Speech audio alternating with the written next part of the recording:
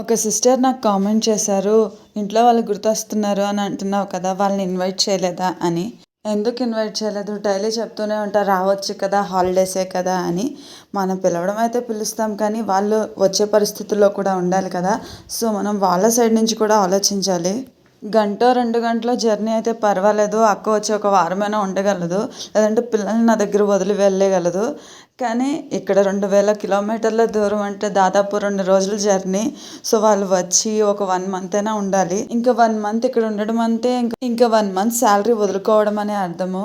Middle class families రెక్కాడితే కానీ డొక్కాడదు అని అంటే ఇదే. 1 మంత్ ఇక్కడ ఉంటారు. ఏదైనా హ్యాపీగా ఉంటారా అంటే లేదు. రేపటి గురించి ఆలోచిస్తూనే ఉంటారు. అమ్మో! నెక్స్ట్ మంత్ ఎలా ఉంటుందో ఏంటో అని భయపడుతూనే ఉంటారు. సో, వాళ్ళని టెన్షన్ పెట్టే కంటే నేనే టెన్షన్ పడడం మంచిది అనిపిస్తూ ఉంటుంది.